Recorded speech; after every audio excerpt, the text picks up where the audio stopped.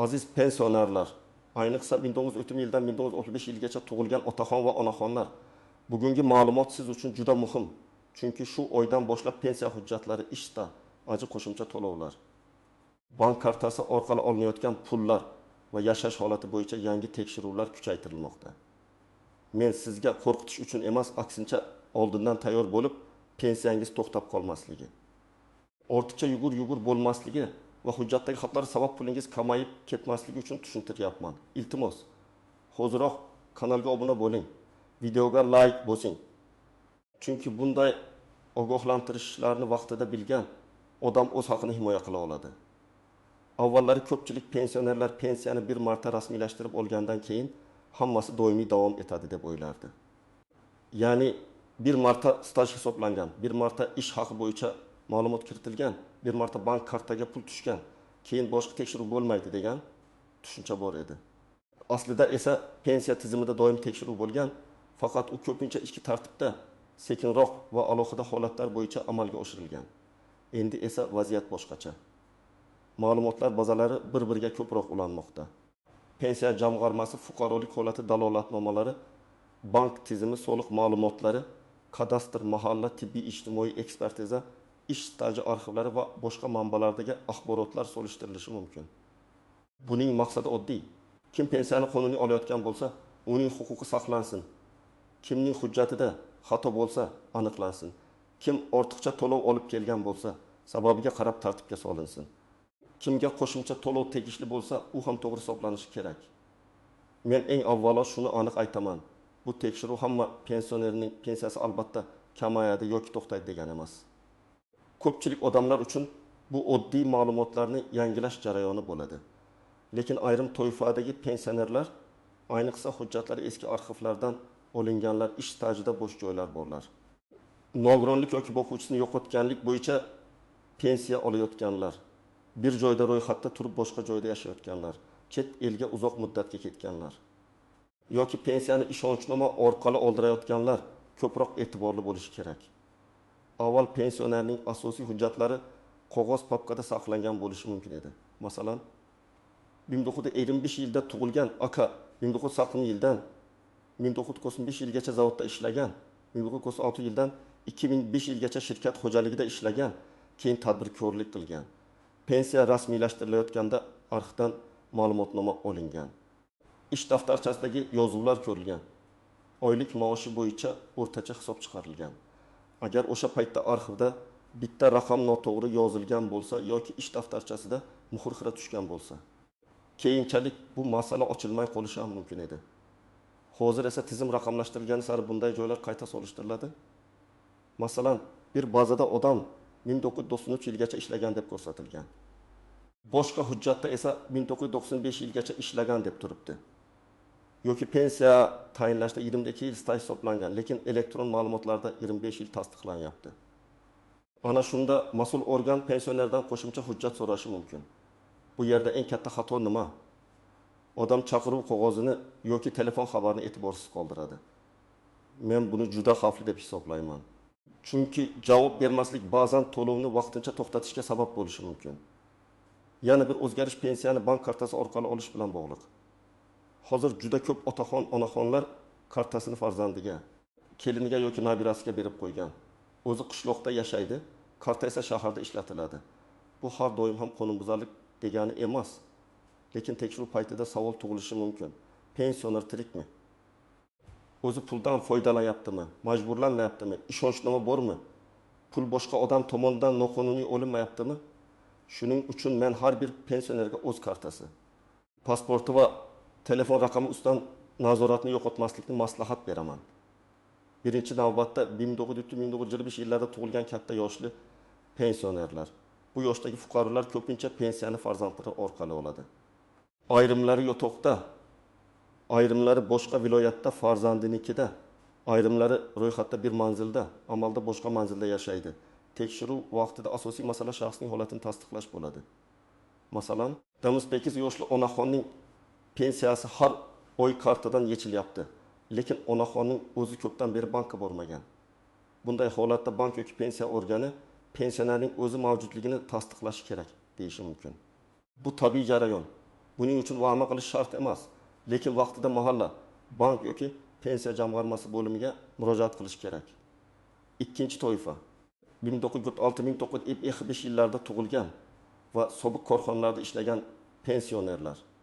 Bular orasida zavod, fabrika, kolxoz, sovxoz, qurilish tashkiloti, temir yo'l, maktab, shifoxona, aloqa bo'limi kabi joylarda ishlaganlar ko'p. U davr hujjatlari ba'zan arxivlarda to'liq saqlanmagan.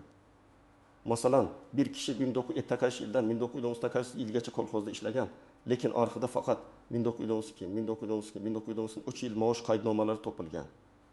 Pensiya tayinlashda guvoh ko'rsatmasi yoki boshqa hujjatlar asos bo'lgan bo'lishi mumkin.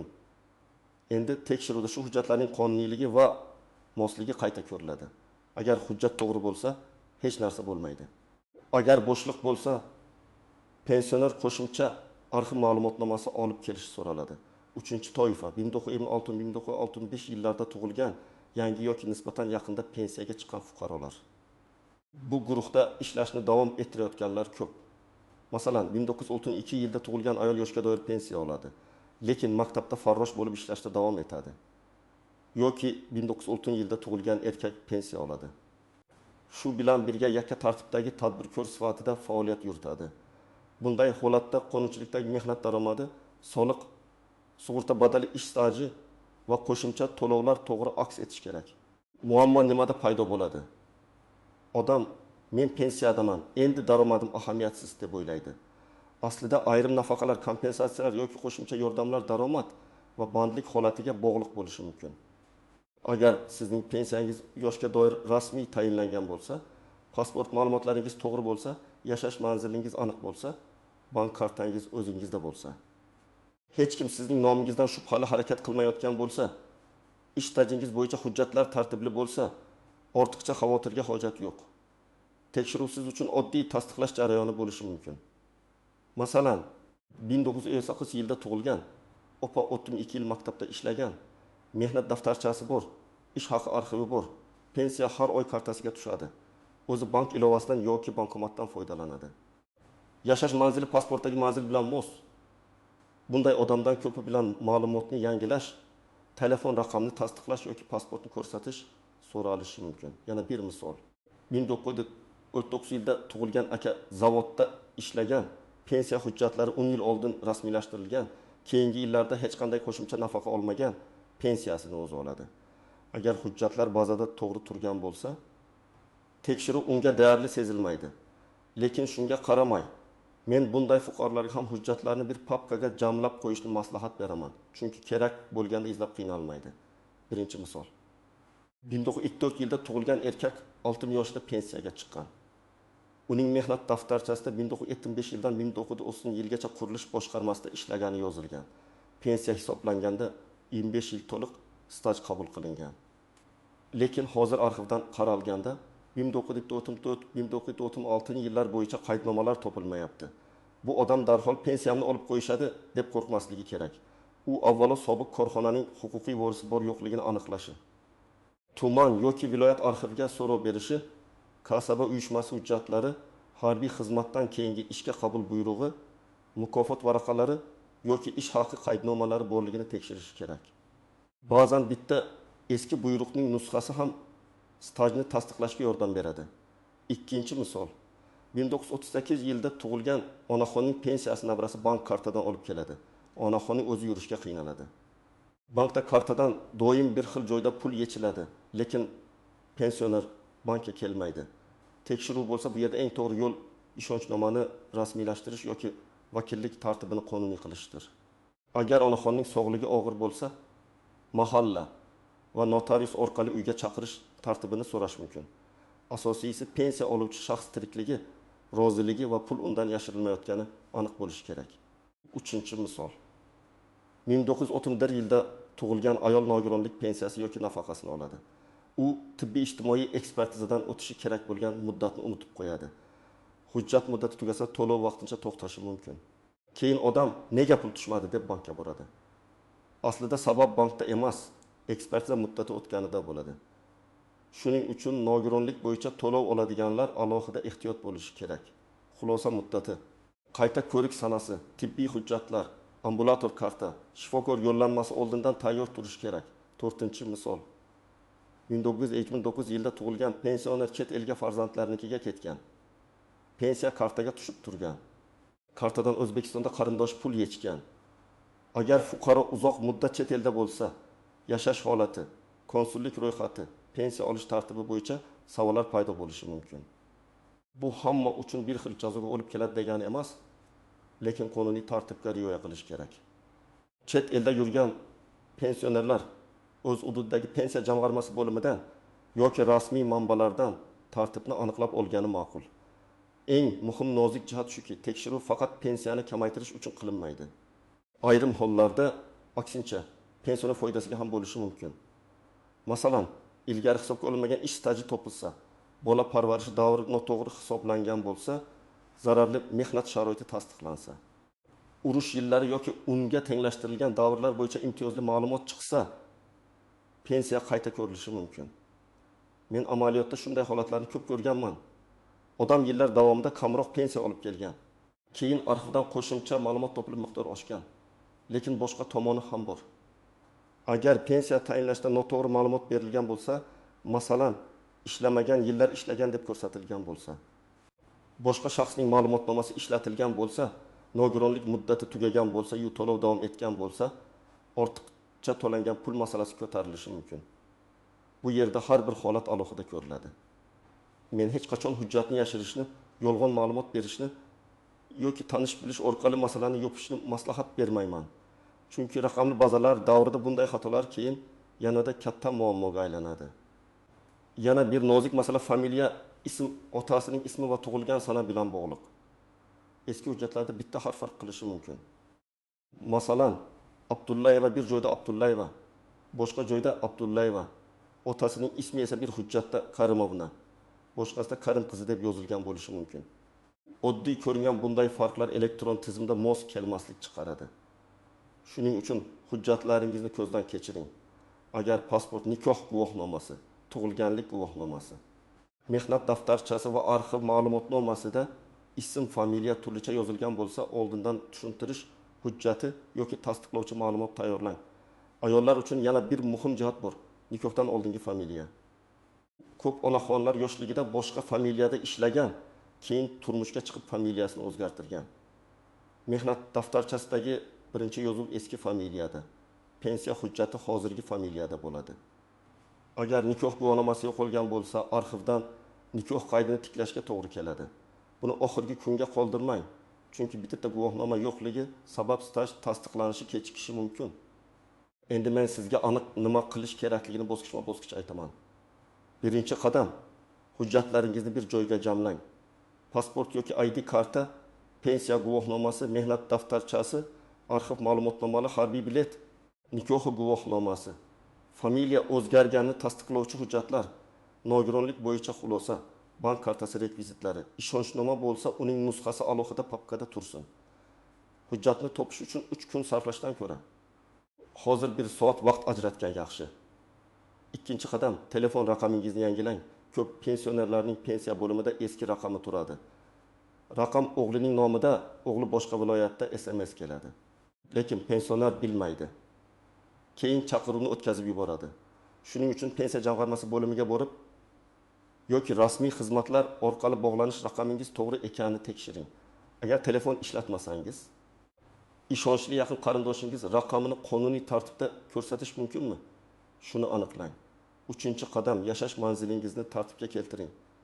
Agar ro'yxatda bir joyda, amalda boshqa joyda yashasangiz, bu haqda mahalla va tegishli idoralarda tushuntirish bo'lishi kerak. Ayniqsa yolg'iz yashovchi katta yoshli pensionerlar bo'yicha mahalla ma'lumoti muhim.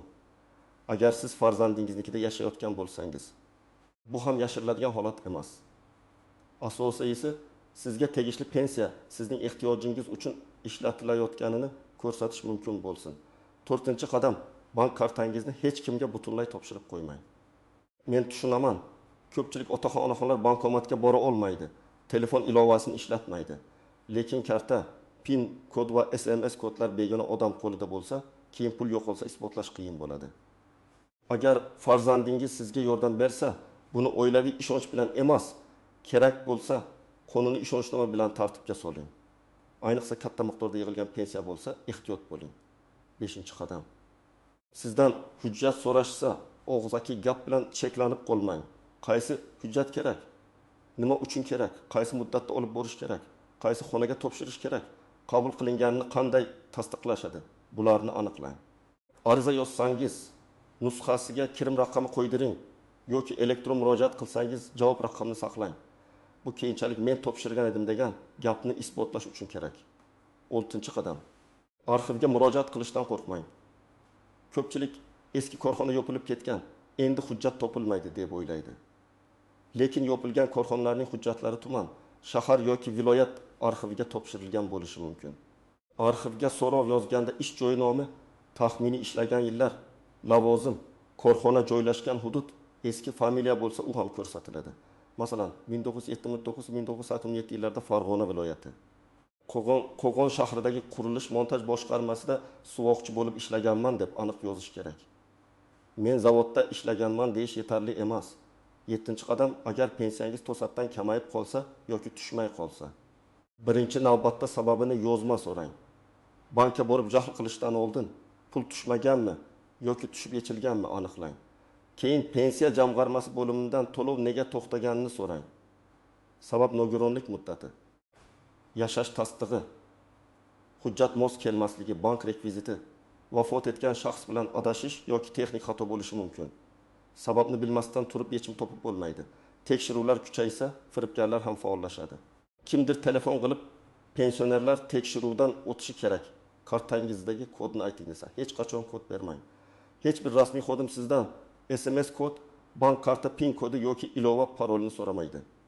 Kimdir pensiyangizni oshirib beraman, faqat pul bering desa ham ishonmang. Pensiya hisob kitobi hujjat va qonun asosida qilinadi. Yashirin yo'l bilan emas. Yana bir xavfli holat. Hammani pensiya bekor bo'larkan degan mish-mishlar. Men sizga mas'uliyat bilan aytaman. Bunday umumiy vahimali gaplarga ishonmang. Tekshiruv bu tartibga solish jarayoni.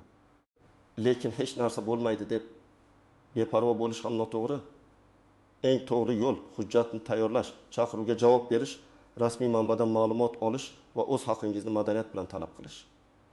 Agar sizning pensiya ishingizda xato topilsa, darhol vahima qilmang. Birinchi navbatda xato nimada ekanini aniqlang.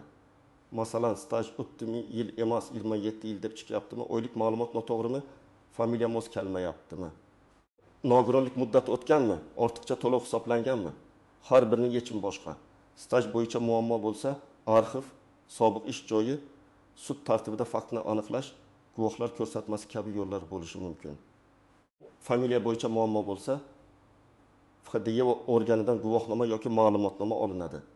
Nogironlik bo'yicha muammo bo'lsa, tibbiy hujjatlar yangilanadi va qayta ko'rikdan o'tiladi.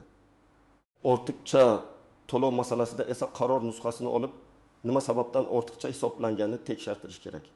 Agar siz rozi bo'lmasangiz, yuqori turuvchi organga yoki sudga murojaat qilish huquqingiz bor. Men pensionerlarga har doim shuni aytaman. Davlat idorasiga borganingizda hissiyot bilan emas, hujjat bilan gapiring. Men yartam yil ishlaganman degan gap hurmatga loyiq, lekin tizimga dalil kerak. Shu bir yilni ko'rsatadigan mehnat daftarchasi, buyruq, arxiv ma'lumotnomasi, maosh qaydnomasi yoki boshqa tasdiq bo'lsa, sizning pozitsiyangiz kuchli bo'ladi. Azizlar, shu oydan boshlanayotgan yoki kuchaytirilayotgan tekshiruvlardan asosiy maqsad pensionerlarni qo'rqitish emas. Pensiya to'lovlarini to'g'ri qonuniy va aniq yuritishdir. Lekin 1970-1965 yillarda tug'ilgan pensionerlar orasida hujjatlari eski, staji arxivga bog'liq, kartasini boshqalar ishlatadigan, yashash joyi o'zgargan yoki qo'shimcha nafaqa oladiganlar albatta ehtiyotkor bo'lishi kerak. Men sizga eng muhim vazifani yana bir bor eslataman. Hujjatlaringizni yig'ing, telefon raqamingizni yangilang, bank kartangizni nazorat qiling. Chaqiruv bo'lsa befarq qaramang. Arxiv va rasmiy idoralarga yozma murojaat qilishdan qo'rqmang. Shunda pensiyangiz bilan bog'liq har qanday tekshiruvdan ancha xotirjam o'tasiz. Sizningcha bunday tekshiruvlar pensionerlarga yordam beradimi yoki ortiqcha tashvish tug'diradimi? Fikringizni izohlarda yozib qoldiring. Videoni like bilan qo'llab-quvvatlang, kanalga obuna bo'ling. Chunki men sizga pensiya, nafaqa, hujjat va ijtimoiy yordamlar bo'yicha eng kerakli ma'lumotlarni oddiy tilda tushuntirib boraman.